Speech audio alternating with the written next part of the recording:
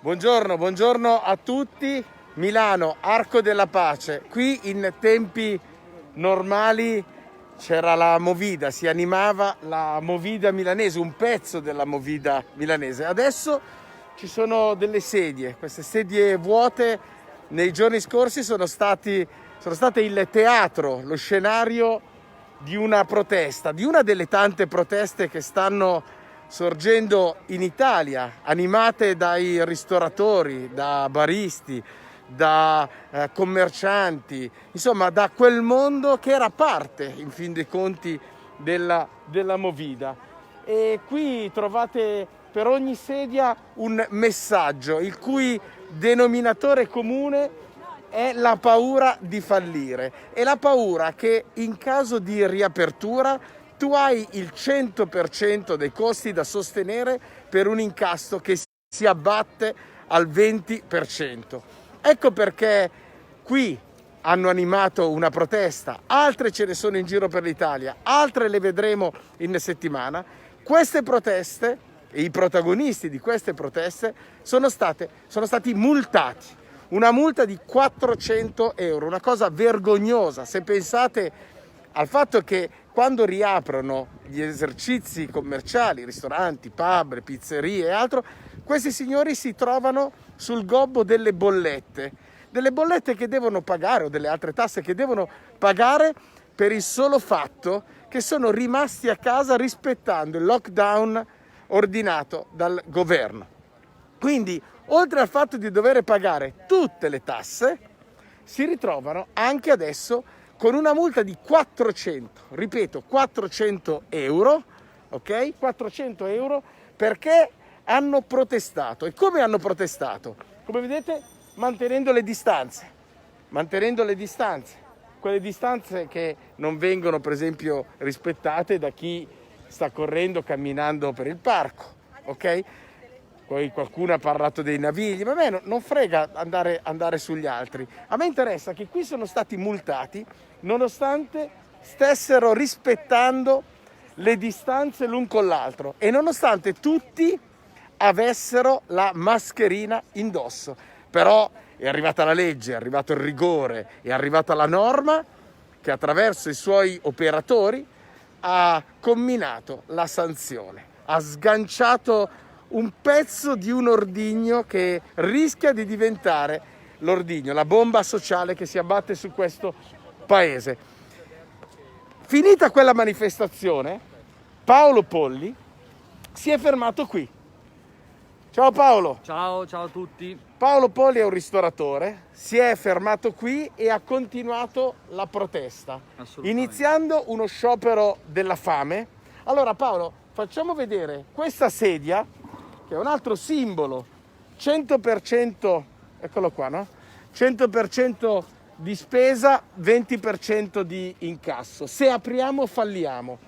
Affitto, io lo leggo, affitto 3.002, utenze 2.100, stipendi 8.000, insomma qui abbiamo proprio il menù, verrebbe da dire, il menù di tutte le spese che devono essere affrontate. Quindi Paolo, 100% di spesa, 20% di incasso. Cominciamo da questo, che secondo me è il cuore della protesta.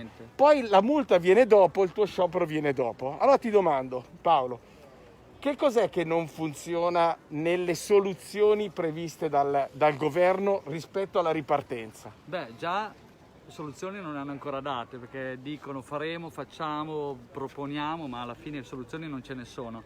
L'unica soluzione che chiediamo noi, più che il fondo perduto, che alla fine se ti danno 5.000 euro, ma con questi conti economici che hai fatto vedere, un locale incasserebbe proprio ottimisticamente, ma proprio a essere ottimisti, 15.000 euro vuol dire perdere 15.000 euro, 15.000 euro al mese, quindi quei 5.000 euro sono una goccia nell'oceano. Quindi le soluzioni sono di abbassare tutti i costi delle utenze e tutto il resto in base alla percentuale che noi andremo ad incassare. Esempio, se una volta un locale aveva 100 coperti e adesso ne avrà 30 per il distanziamento, dobbiamo pagare i costi del 30, non del 100, perché a quel punto non ci stai dentro. In questo momento, se tu apri con questo 100% di spese, sei destinato a fallire. Allora, io ho detto che questo qui era un pezzo della movida milanese. Qua ci sono circa 2-3 mila persone il venerdì e sabato sera che sostano. Ecco, vogliamo, per fare capire un po' a tutti, se la movida funziona, quindi se gira Milano, se si accende Milano, se si accendono le nostre città, è perché ci siete voi che le tenete accese. Cioè la movida funziona se ci siete voi operatori. Noi operatori e i consumatori. Va da sé, certo. va da sé. Questo vuol dire mantenere accese le città. Assolutamente. Il fatto di accompagnarvi al fallimento vuol dire accompagnare al fallimento la città stessa. Lo Stato, le solo la città, città. no, Tutto le città non ripartono, se non girate voi non gira più nulla, non gira un'economia reale. Possono pensare a tutte le finanze del mondo, però l'economia reale passa anche attraverso il vostro settore. Ok? 25% del PIL, la ristorazione, l'Oreca in generale. Ecco, vogliamo dire questa cosa qui, cioè che vi sentite abbandonati un bel po' da tutti. Sala si è fatto vedere qua. No, non si è fatto vedere nessuno, tanti politici, ma noi non vogliamo schierarci perché è una scelta imprenditoriale, siamo degli imprenditori, non siamo dei politici, ma in questo momento, pur essendo un cittadino milanese al 100%, non si è fatto vedere quindi nessuno c'è delle istituzioni. Sala che fa tanto quello che si l'incazzato, no? Ormai Sala è diventato l'incazzato. Ecco, magari potrebbe stemperare questa incazzatura e può venire magari qui a parlare, almeno a parlarti. Sì, a parlarmi, a dare sostenere un attimo una cosa che per Milano è importante, quindi lui essendo sindaco di Milano, ben venga, io lo accolgo nella mia suite in centro tranquillamente. Senti, allora tu hai cominciato uno sciopero della fame. Sì, da mercoledì mattina alle 8, oggi siamo sabato. Sì. Solo fame, sete no, perché qualche birretta e acqua la bevo. Senti, perché questo sciopero? Perché nel momento in cui ci hanno dato le multe ho visto già i ristoratori molto arrabbiati. Ho visto piangere proprio dei ristoratori perché hanno detto cavolo, oltre al danno anche la beffa di prendere la multa. A quel punto ho detto ma qui c'è qualcosa che non va, non possiamo arrivare a questo livello. E allora ho deciso di stare qui e far sentire la mia voce il più possibile, e sta funzionando perché ho molta attenzione in questo momento. Ed è una cosa importante perché tu stai rappresentando una categoria. Allora, senza creare le condizioni dell'assembramento, vado io da Glauco, poi torno da Paolo che mi farà vedere la sua suite. Sei un abusivo nell'Arco della Pace. Ho messo anche l'ombrellone perché ho molte persone del vicinato che mi regalano un sacco di cose. Visto che mi sono scottato, un signore mi ha regalato un ombrellone. Allora, Glauco Marras, tante volte abbiamo fatto le dirette. Glauco, eccoti qui. Finalmente ci vediamo al di là dello streaming, io e te da lontane. Allora, ci siamo ritrovati perché tutte quelle battaglie che avevamo in un certo senso raccontato prima, e purtroppo quei nodi arrivano al pettine, cioè quelle battaglie purtroppo stanno cominciando a trovare anche il campo di battaglia. Glauco. Diciamo che questa sarà solamente la prima di tante battaglie, anche perché fondamentalmente l'ambito della ristorazione ne ha abbastanza le scatole piene di pagare tasse e non avere assolutamente niente in cambio. In questo momento l'emblema con Paolo, che è qui a fianco a noi, è la persona di riferimento perché sta protestando lui in prima persona per tutti i ristoratori, ma soprattutto per quelle persone che credono nella ristorazione. Che dire, purtroppo il governo in questo momento ci ha lasciato soli, le regioni ci hanno lasciato soli, non hanno dato niente, ma veramente niente a nessuno. E la cosa che per noi è ancora peggiore è che bene o male si fanno forti di un potere politico dove rappresentano un settore che innanzitutto non gli si addice e secondariamente non danno risposte certe a nessuno, ma tantomeno a noi che bene o male siamo del settore che lo tuteliamo. Allora, voglio tentare di spiegare anche che il comparto della ristorazione, come dicevamo anche prima con Paolo, è un pezzo del prodotto interno lordo di questo paese. Questa è economia vera, è economia reale che gira.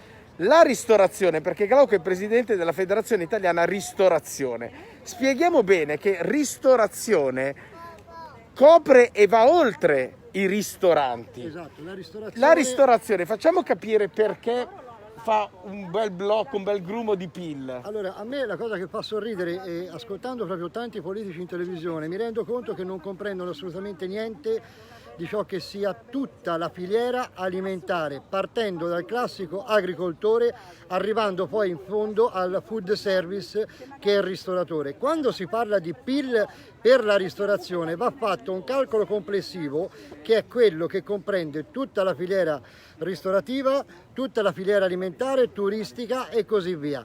Ragazzi, siamo a oltre un terzo del PIL nazionale. Se cadiamo noi, lo Stato non ha più niente. Poi, a me, detto francamente, mi riguarda ben poco. Io non sono uno di quelli che mi manca qualche lira in tasca per mangiare, ma mi dispiace per tanti ristoratori che sono indebitati fino all'osso del collo. Hanno la possibilità di poter ripartire, pagarsi i debiti, hanno l'opportunità di potersi mettere in piedi attraverso determinate situazioni che lo Stato dovrebbe dare in obbligo con tutte le tasse che paghiamo. O si svegliano, o qui veramente rischiamo di fare una brutta fine, ma non solamente noi ristoratori. Calcoliamo che ci sono oltre 3 milioni di persone che lavorano in questo settore. Se si ferma la ristorazione, 3 milioni vanno a casa. Chi glieli dà i soldi poi? Allora, io vorrei far vedere una cosa, no? Cioè, qui si corre, si passeggia, ma tutti, anche magari nel momento della corsa, a un certo punto si fermano, perché l'ho già visto, si fermano e leggono una sedia, cioè leggono il messaggio che c'è sulla sedia. Paolo, ritorno da te.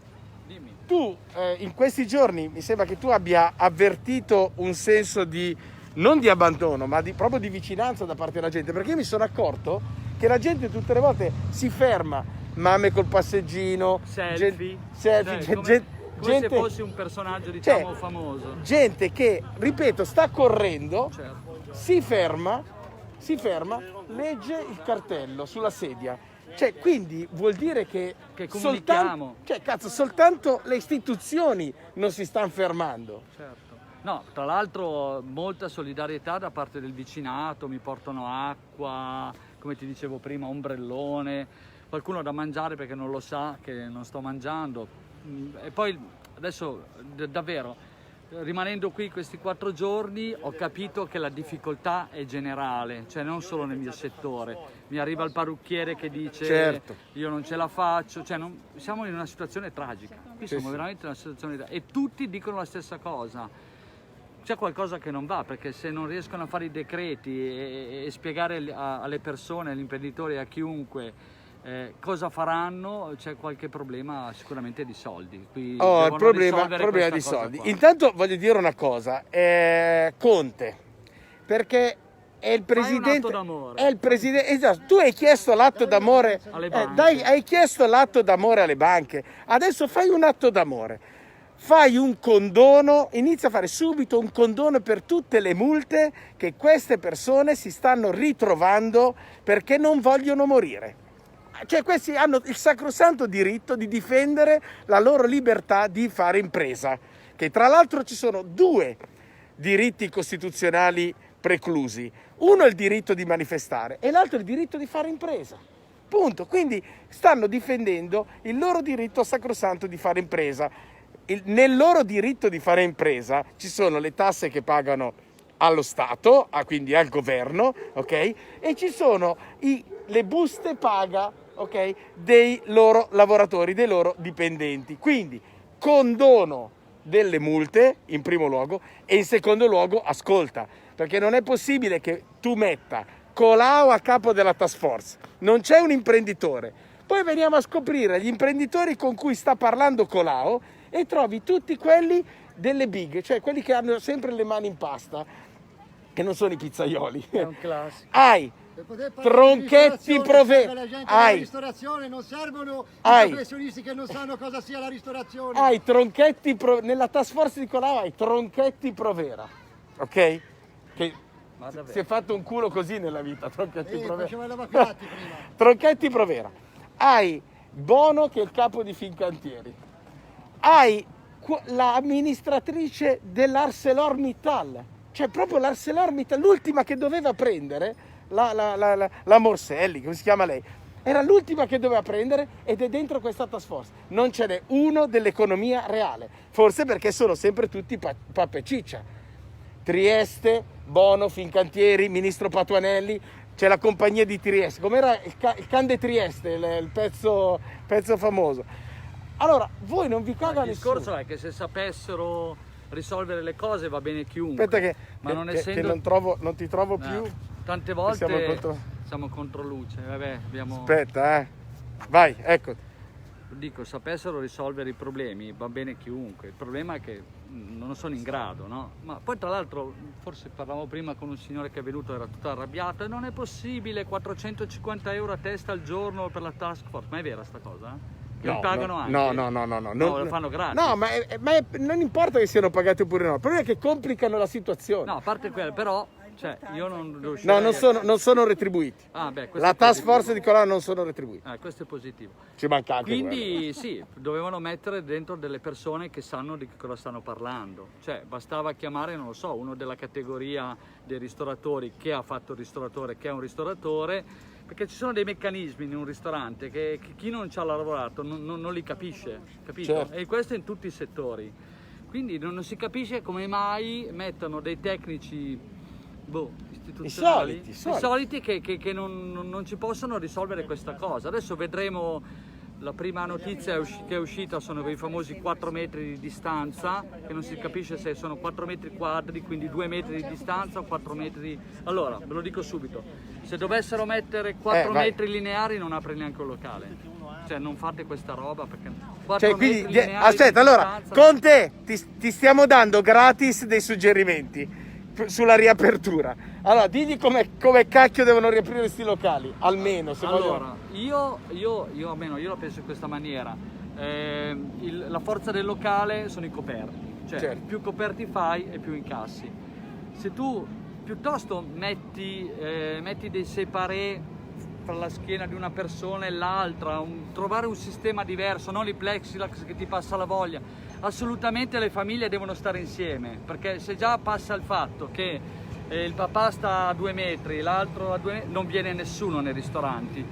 E poi una cosa che devo proprio dire, che io sono Dilla. No, che io sono un amante del cappuccino.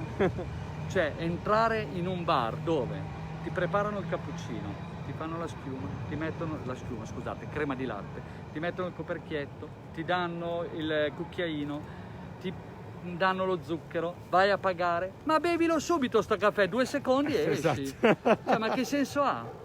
Plastica in giro, cioè fanno delle cose perché non hanno mai capito come si lavora realmente. Questo è un po' il problema grosso. La ristorazione non è un... Glauco, vieni. Allora, quando ti ho fatto quei nomi ti sei incazzato, ti ho visto subito. No, ma anche perché noi abbiamo chiesto lo Aspetta, sciopero. Vediamo un po' se riusciamo. Aspetta, guarda, signore, siccome ieri mi hanno rubato il sacco a pelo perché sono andato 10 minuti a lavarmi, il signore, guarda, è arrivato in questo momento e mi aiuta sempre, è un vicino, abita qua, mi ha portato il sacco a pelo. Questo è il cuore di Milano, il cuore di Milano, ma è il cuore degli italiani, Poi, in un momento... Poi ti ho portato l'acqua e poi ti porti i succhi, perché adesso sono troppo caldi. Mi vuole bene. No, grazie. No, voglio bene perché il concetto è a tutti piace avere la pizzeria sotto casa, il caffè sotto casa, mangiare con gli amici sotto casa. Poi però se non si può fare e non è fatto con intelligenza, questo concetto non c'è più, perché la responsabilità dell'imprenditore, non siamo in una fabbrica, lui non è in una fabbrica, è quello che non capisco. In una fabbrica tu puoi controllare tutti i tuoi operai tutti i giorni, tutti i tuoi dipendenti e gli impiegati. La responsabilità penale in un bar, come fa a essere dell'imprenditore dove c'è un passaggio continuo? Non può essere, c'è qualcosa che non funziona. I 4 metri che ho letto ieri, ma se possono correre tutti senza mascherina a 2 metri, quando sei seduto a 4 metri rischi la metà, a 2 metri rischi la metà. Per cui è tutta una logica che io non capisco, per cui la mia solidarietà è totale. Ma qui è la logica, e ritorno anche da Glauco, è la logica di chi non ha mai lavorato nel settore ma vi vuole dettare le regole del settore. Ma allora, noi come abbiamo già detto molto chiaramente al governo attueremo uno sciopero fiscale. Chiediamo a tutte le aziende che operano nel settore della ristorazione di attuare questo sciopero fiscale. L'anno prossimo verrà attuato un ravvedimento operoso. in modo tale che anche le persone che in questo momento sono a prendere determinati benefici che non gli competono, che non gli spettano, perché bene o male a noi ci fanno morire, a noi ci faranno sicuramente fallire, però ci sono determinate persone che prendono determinati benefici che proprio non hanno voglia di fare un cazzo, passatemi il termine, ma soprattutto non hanno minimamente neanche intenzione di dare una mano al settore. Abbiamo proposto al governo, attraverso una commissione che ha indetto un partito, non faccio il nome per un discorso di correttezza, 2 settimane fa giovedì, dove praticamente certe persone che prendono il reddito di cittadinanza venissero impiegate per quanto riguardava il discorso dell'agricoltura, dato che la signora Teresa Bellanova ha detto che se non veniva attuato quello che chiedeva lei si sarebbe dimessa. Perché non prendere queste persone che bene o male sono i vitelloni e bene o male sono a casa a non fare un cazzo alla faccia nostra, mangiando sulle spalle nostre, bene o male non vanno a lavorare. Ci sono persone che devono andare a lavorare e non essere continuamente mantenute. Allora, qui ovviamente l'interesse che c'è nel corso della diretta è proporzionale all'interesse che vedo alle persone, quindi il tema è sentito. Ora, io vi dico, Glauco, la vogliamo ripetere, la manifestazione la volete fare? Il 6 di giugno vogliamo fare la manifestazione a Roma, abbiamo già mandato tutta la documentazione con largo anticipo, oltre i 30 giorni previsti per legge, a tutti i vari organi di Stato e a tutte le varie prefetture e questure. Abbiamo mandato addirittura anche alla sindaca Raggi di Roma, perdonatemi, dove gli abbiamo detto anche che noi abbiamo intenzione di fare semplicemente una passeggiata. Non abbiamo bisogno di banchetti, non abbiamo bisogno di niente. Scenderà in campo solamente la ristorazione, vestiti con il proprio abito da lavoro. Abbiamo chiesto alle forze dell'ordine di creare anche una sorta di cordone, perché non vogliamo partiti, non vogliamo bandiere di sindacato, neanche quello della Federazione Italiana Ristorazione. Qui scende in campo la ristorazione, gente che lavora, che si spacca il culo dalla sera alla mattina e che rischia il proprio culo. Peraltro ancora non abbiamo avuto risposta, ci auguriamo che ci diano la risposta, perché altrimenti scendiamo in piazza. Come ho scritto nella missiva è molto semplice: se ci danno la possibilità di protestare in maniera pacifica, bene, altrimenti dopo non ce n'è più niente per nessuno, scenderemo in piazza in maniera cattiva. Chi c'è. Ragazzi, quando ci sono i diritti violati e poi c'è il rischio fallimento, io lo dissi subito, ho detto guardate che state sbagliando i vostri calcoli, quindi è meglio forse ascoltare, almeno ascoltare, perché nessuno è stato ascoltato. La Federazione Italiana Ristorazione non è stata mai ascoltata. Ascoltano Colau ascolta Fincantieri, ArcelorMittal, Tronchetti Provera, cioè tutti questi signoroni, no, dell'economia, loro vengono ascoltati, vengono messi anche nella task force, ok? Il sindaco di Milano da Paolo non è mai arrivato, eppure il sindaco di Milano gli andrà a chiedere sempre le tasse sulla spazzatura, sul logo. No. Adesso no, però finora ai ristoratori è come se va chiesto tutto. Allora anche fosse andava a chiedere il voto, quindi fosse soltanto anche per rispetto verso solidarietà. Solidarietà se la vuole dare, ma anche rispetto, ok? Che è già tanto oggi, e sarebbe già molto. In uno dei pezzi di Milano che è sempre stato tra i pezzi più vivi, quindi almeno provasse a bussare all'attico di Paolo, che si è fatto questo, ti invidiamo tutti. Va bene, ragazzi, da Milano è tutto. Io vi dico che martedì sarò a Firenze, dove ci sarà una manifestazione analoga. Mi hanno chiesto di andare anche a Padova e faremo di tutto per essere anche a Padova, speriamo nel buon tempo.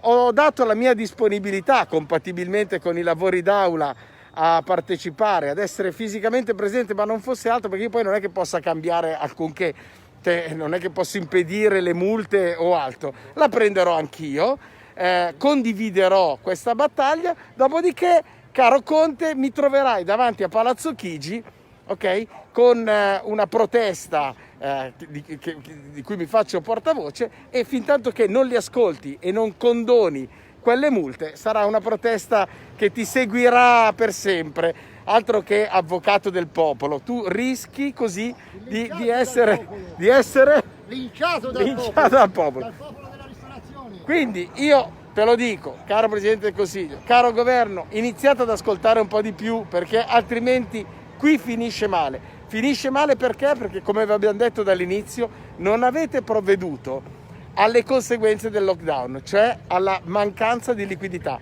La liquidità mancante la deve mettere il governo e vi abbiamo detto 1000 volte come si faceva. Voi adesso ci metterete anche nelle mani degli strozzini del MES, ragazzi, che dire, è il tradimento totale di tutte le aspettative. Ciao a tutti, buona domenica e soprattutto buona festa della mamma.